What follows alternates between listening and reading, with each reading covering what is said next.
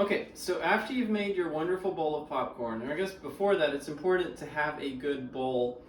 You want something that is fairly deep. You don't want the kind that is a shallow and wide bowl. You'd rather have a bowl that is taller and deeper and maybe a little narrower. So this is perfect.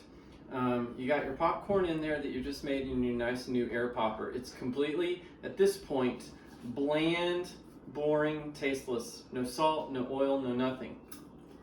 But Michelle and I, over the past 14 years, have perfected the way to get the popcorn yummy and still healthy without having to use butter and everything else. So what we use is canola oil, and while it's a two-person job, so make sure both people are up for it.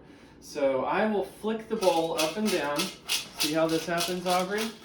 Like that, as Michelle drizzles the oil very lightly. So she doesn't have to move the oil too much. I move the bowl back and forth to my right and my left as I flip it end over end, and the popcorn continues to bounce around.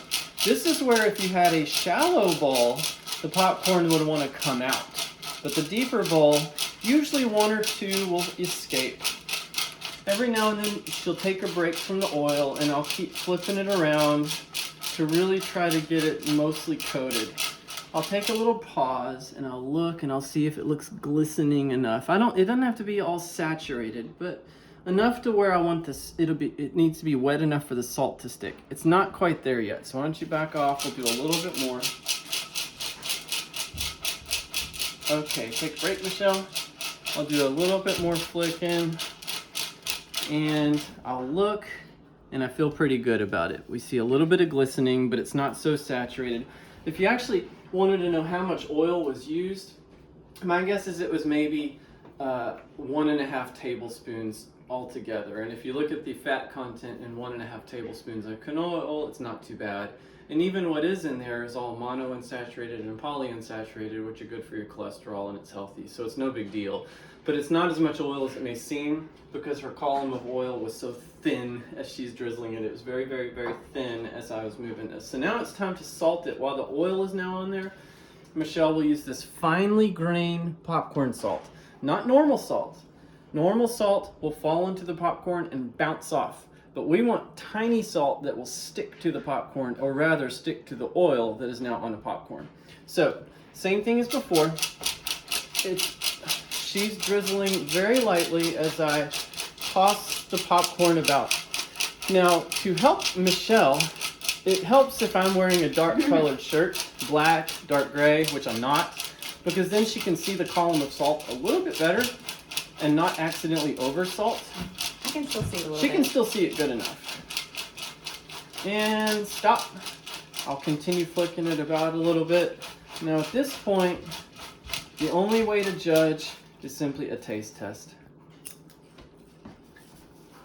Pretty good. Mm-hmm. Don't just grab it from one spot. Grab it from another just to make sure. All right. I think we're pretty good. Usually we have to go back and do a little bit more. She was a little heavy-handed this time. But that's all it takes to have a nice, healthy bowl of popcorn. Far healthier than microwave. Far cheaper than microwave. And this is only canola oil, and finely grained salt. You can buy these in different flavors. This is just plain, but you can buy butter, cheddar, all sorts of nasty things. I'll just use plain.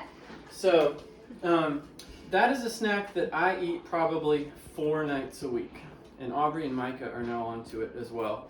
And so I hope that y'all can enjoy it as much with your new air popper, canola oil, finely grained popcorn salt, and a touch of love. Aww. What we didn't give you was the deep bowl. I wish you had the deep bowl, but hopefully you can find, this is Pioneer Woman, but you can find something similar and probably a little bit cheaper. Now you too, John. All right. Merry Christmas. I hope y'all enjoy it. Merry Christmas.